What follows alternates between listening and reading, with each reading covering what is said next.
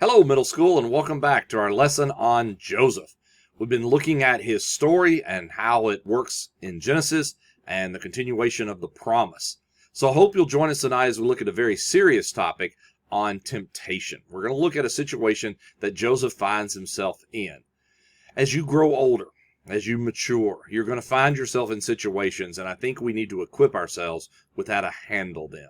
So let's look at this story in Genesis 39.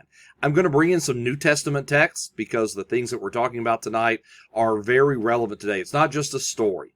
It's how we handle temptation. So, James chapter 1. Blessed is the man who endures temptation. Endures. It's going to happen, right? And you're going to be able to overcome. For when he has been approved, he will receive the crown of life which the Lord has promised to those who love him. Do you see the situation there? You can overcome temptation. God lets us know that. And so let's see as Joseph finds himself in a place. Last week, Joseph had dreams. Do you remember?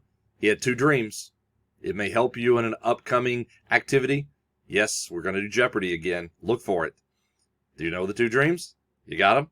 All right. His brothers did not like him, if you remember, because of several things that happened in his relationship with them. His father had made him a special coat. They had put Joseph in a pit. They took the coat, they ripped it up, they dipped it in animal blood, and they took it back to their dad, remember? And they kind of said, is this Joseph's coat? And without saying anything, they let the father fill in the story, right?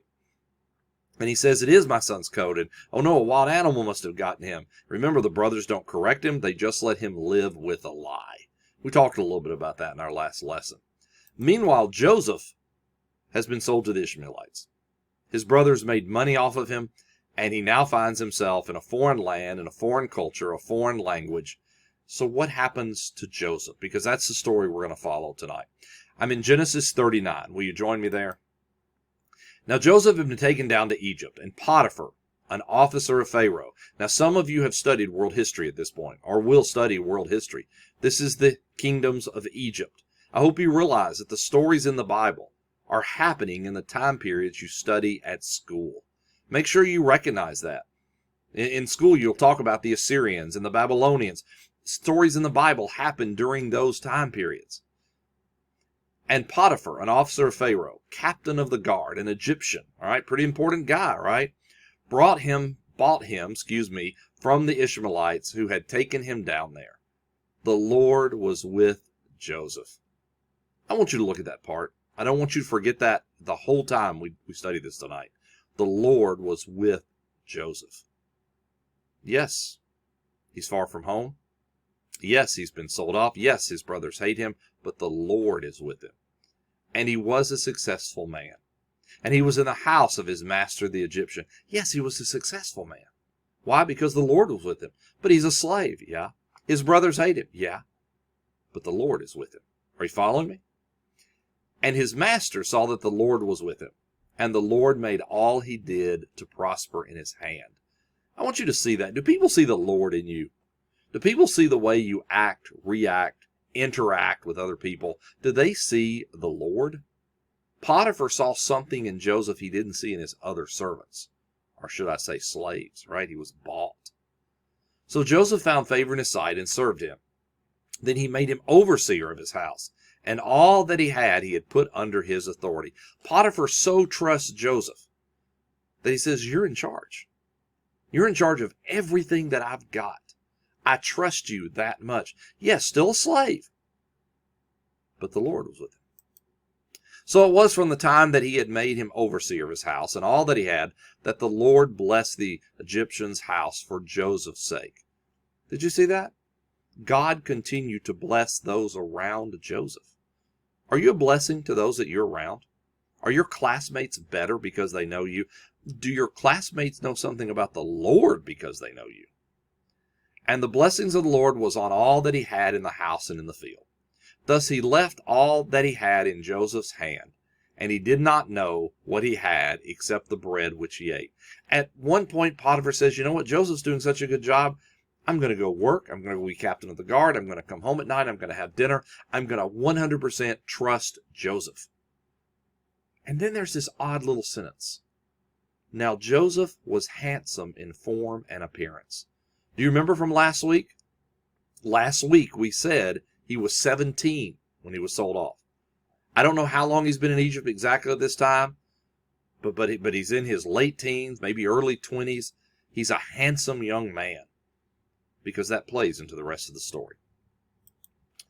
And it came to pass after these things that his master's wife cast longing eyes on Joseph. What does that mean? It means she started to look at him, his form and his appearance. And she said, lie with me. She's asking for a sexual relationship. I told you tonight it's kind of a tough topic. We're going to be very adult here. But this is a situation Joseph finds himself in which a woman is asking him to have a sexual relation that is improper. Let's see his response. But he refused. Do you see that? He told her no. Now that may sound very simple, but sometimes the answer to temptation is just no. Now other times we need to follow that up with a scripture, or we may need to walk away. But the simplest answer is no. But he refused, and he said to his master's wife, look, my master does not know what is with me in the house, and he has committed all that he has to my hand. He says, no, my master trusts me. I'm not going to break that trust. There's no one greater in the house than I, nor has he kept back anything from me but you. And the reason he's kept me from you, do you know? See what Joseph says here? Because you are his wife. He says, you're in a special relationship with that man. You made a commitment to that man. Maybe I need to remind you of that. And then look at what he follows up with. How then can I do this great wickedness? He says to her, this is not right. Guys, sometimes we just have to say that to people. This is not right. This is not truth. This is not what, you're not doing what we need to be doing to be better people. And sin against God. He's concerned about his relationship with God. Yes, he's concerned about his relationship with his master, Potiphar. But he's concerned about his relationship with God. I wonder how many of us, when we are tempted, when we even sin, we think about our relationship with God. Sometimes we think, oh, no one will know. I'll never get caught. What if I do get caught? No, we often think the wrong things. What about your relationship with God? What does it cost you in that when you give in to temptation? So let's look at overcoming temptation. How do you overcome this thing, right? Well, refusal. You just don't do it. Now that's very easy to say out here, but in the moment, that may not be as easy. It may not be as easy. That's why sometimes you have to think about it before it happens. We have to continue to resist. You're going to find out later in the story that she didn't stop. Just because he said no once, it doesn't stop. You know, you can tell the devil no once. It doesn't mean he's going to stop. Even when Jesus is tempted. And yes, Jesus is tempted. We're going to look some verses here in a little bit about Jesus. It says the devil left for a more opportune time. He was coming back. He just wasn't going to be there then. Now, Joseph could have offered a lot of excuses. Well, let's look at some things Joseph could have said. You know, Joseph's red-blooded. He's a young man. Like I said, late teens, early 20s, right? And it's not going to be a one-time temptation. It's not going to go away. We're going to find that she continues to bother him about this. What else could he have done? Well, he could have said, hey, you know, wow, this lady likes me, right? She's interested in me, a slave, little old Joseph. He could have appealed to his pride, right? Or he could have said, well, you know, things haven't been going good for me. Nobody likes me. My brothers don't like me. I've been sold into slavery. I'm way down here in Egypt where no one even knows me. I've had such a hard time learning this new language and this new culture. Nothing good ever happens to me. You know, don't I deserve something good to happen to? But he doesn't use that as an excuse, does he? You know, sometime in middle school we get that way, right? We think we don't have any friends or no one likes us. It's a very common idea. Be careful. That may be something Satan is using to wear you down. Joseph could have said, you know what? If I don't sleep with her, if I don't have this relationship, she could make my life horrible. She's my boss. She's my boss's wife. This may not go the way that... But he doesn't say that either, does he? There was a song several years ago by a Christian contemporary group called the Casting Crowns, and they had a song called Slow Fade. And it was a reminder that we don't often just become big sinners overnight, right? And I know all sin is sin. But what we have to understand is we slowly fade into something. And I want you to see that she offers it. Joseph says no, but she's going to continue to offer. And that may happen to you. Someone may offer you to be a part of something in middle or high school that you know is not godly. And the first time you say no, but then you keep hanging out with those people and they talk about how good it is or how wonderful it is and you want to fit in and they start giving you a hard time. And slowly you find yourself not saying no. Here was a song that the Casting Crowns did. It was called Slow Fade. It said it's a slow fade when you give yourself away. It's a slow fade when black and white have turned to gray. Thoughts invade. Choices are made. A price will be paid. When you give yourself away, people never crumble in a day. Maybe you've heard of this old example of that if you take a pot of water and it's hot and you put a frog in it, it'll immediately jump out because it realizes, oh, this is hot water. But if you take that pot and put the frog in it and you slowly turn up the temperature, so over time, that frog will sit there and eventually boil to death. Now that may be a horrible visual for you. But why doesn't the frog? Because it's happening so little bit at a time. Sometime our relationship with God, we slowly start moving away a little bit at a time. Joseph's at one of those opportunities. Remember, the Lord has been with him. And now he's being tempted. Let's continue into our conversation here. So, I want you to see what Joseph does. He appeals to his reason. And first of all says what? Hey, this isn't right. I'm in charge of things here. I mean, things are going good here, and this would be a break of trust between my master and me. So he gives her kind of a world excuse. But then he appeals to her conscience and says this is a wicked thing. Guys, that's not easy to tell somebody that what they're doing is unacceptable to God. It may shake them up. It may make them think. They may need to think. And Joseph says it hurts my relationship with God. Guys, sin is a relationship. That sin will hurt your relationship with God. Do you ever think about that? Again, we often think about, what if somebody finds out? But what about that relationship with God? How does it affect it? Remember, God had been good to Joseph. Hebrews, New Testament, says this, "For we do not have a high priest who cannot sympathize with our weaknesses, but one who has been tempted in all things as we are, yet without sin." Jesus was tempted and did not sin. It is possible. Now, we're humans. The devil's been working with us a long time, right? He's been working with your personality and your type of person for generations. But Jesus came here to see what it was like to be tempted. Jesus wasn't tempted in heaven, but he came to earth to see what it was like. And remember, the devil's going to tempt him in lots of ways. Therefore, let us draw near with confidence to the throne of grace, so that we may receive mercy and find grace to help in time of need. Let us know that temptation is a part of life, but it can be overcome.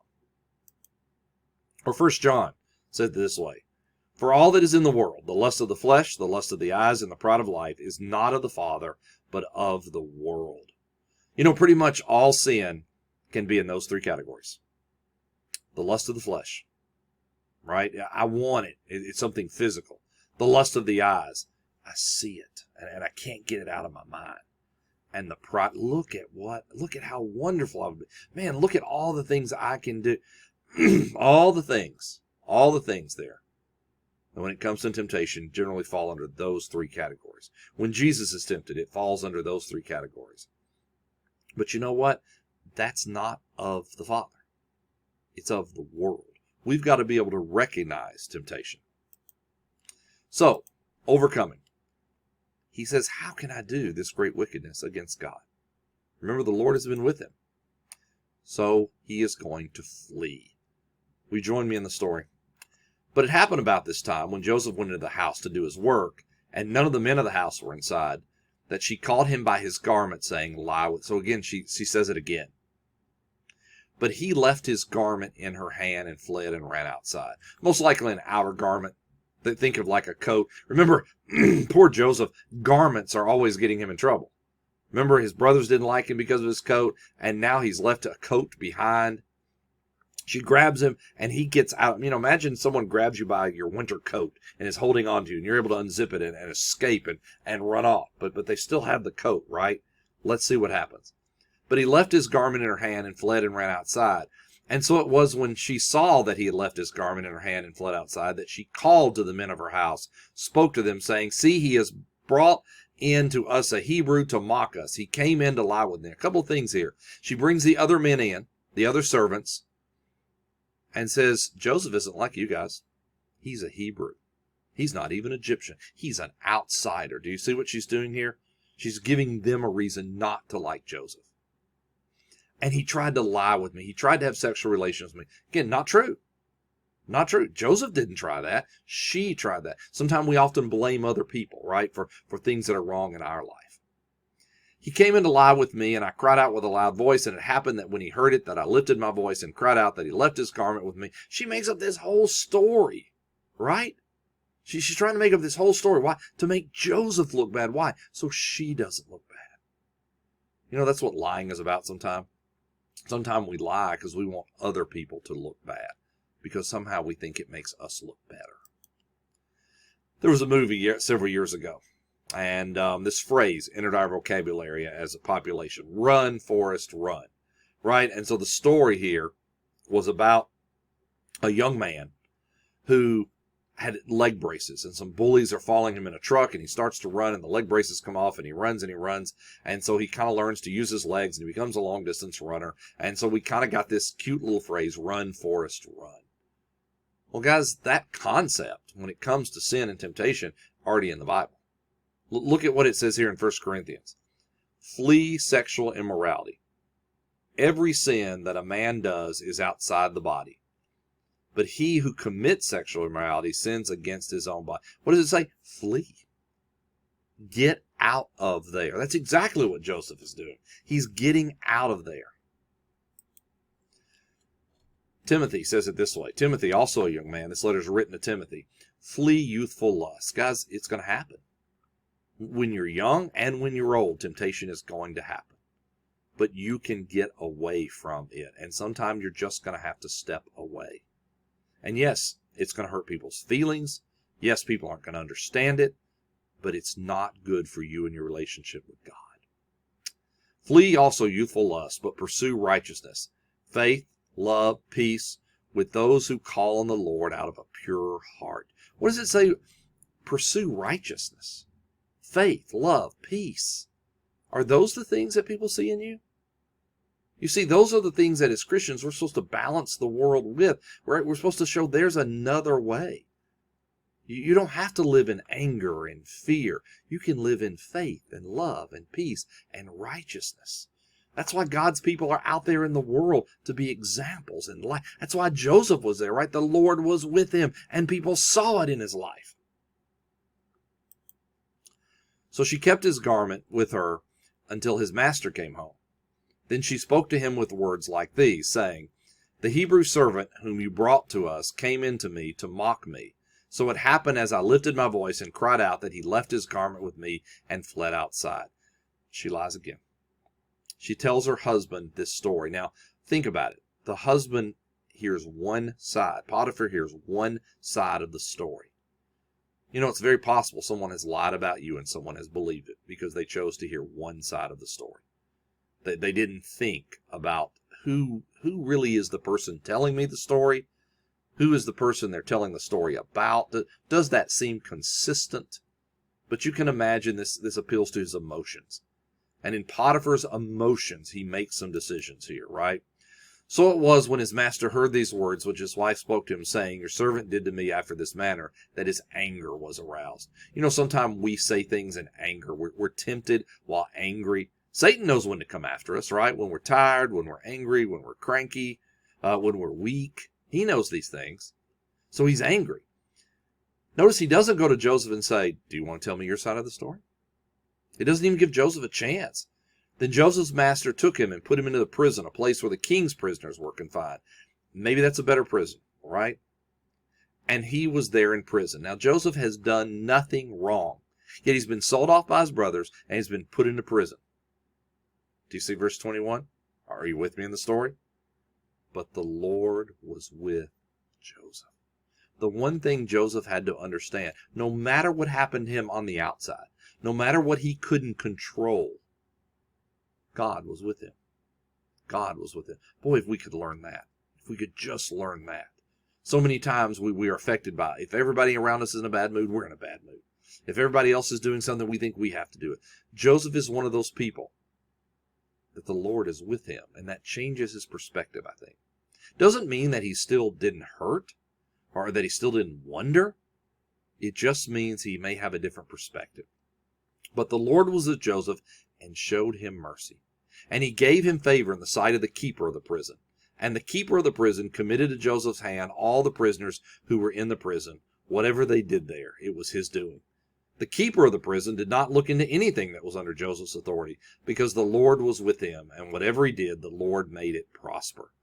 Even in prison, Joseph is such an example. The keeper of the prison starts letting Joseph have more and more responsibility, and eventually he kind of starts running the prison as a prisoner.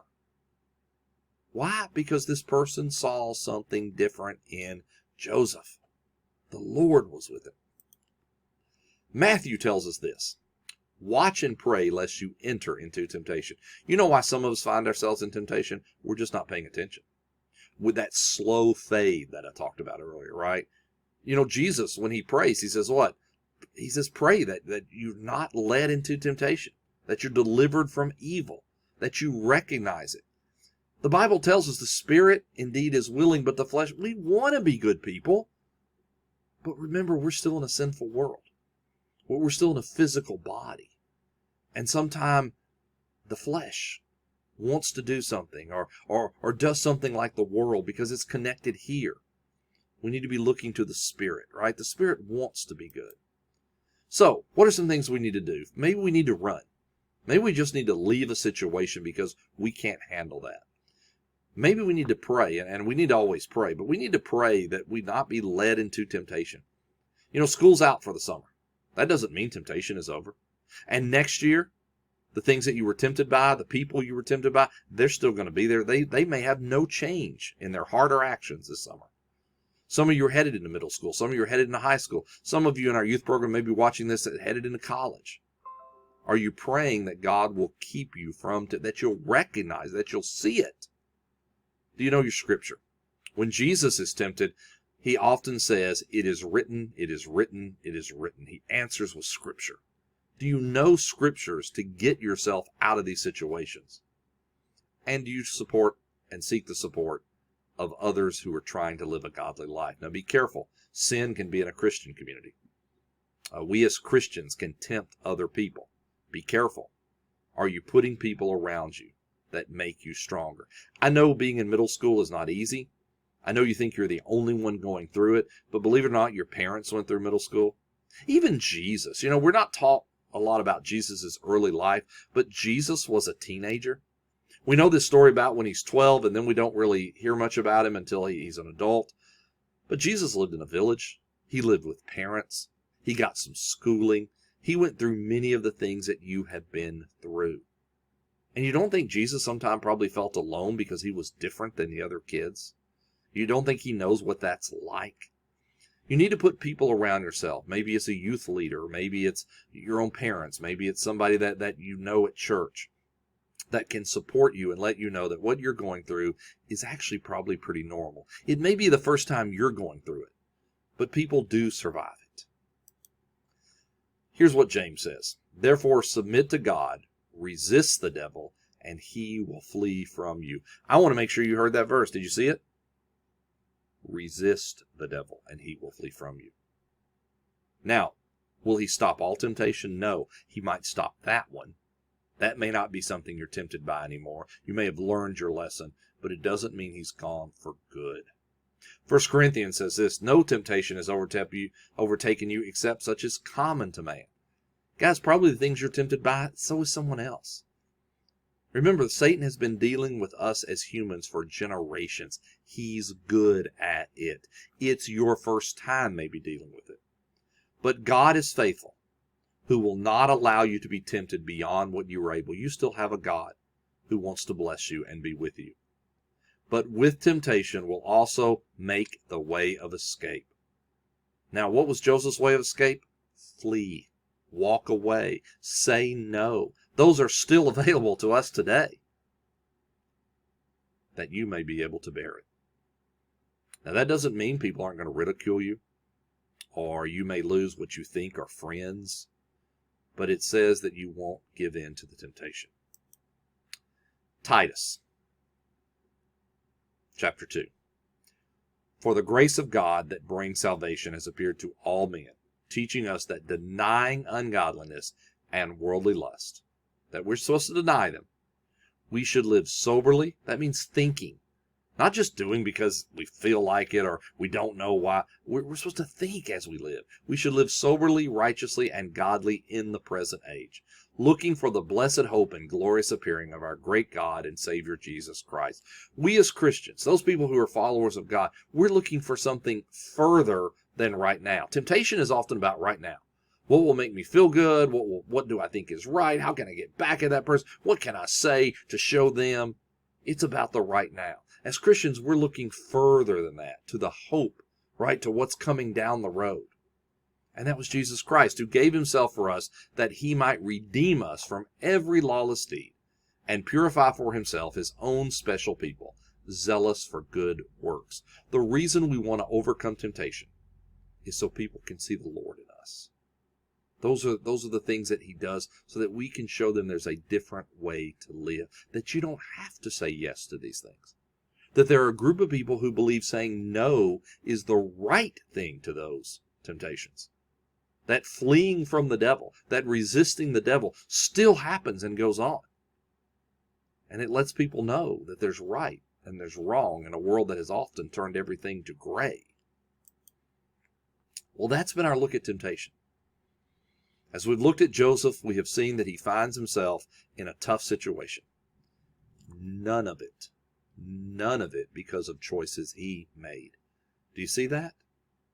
Joseph did nothing that brought about him being sold into slavery, or living in a foreign land, or being a slave, or being falsely accused. It says the Lord was with him. I think sometimes we think when the Lord is with us, everything is going to be great all the time. Well, God is actually preparing Joseph for a bigger plan. And we're going to continue to unfold that plan as we continue to unfold this story.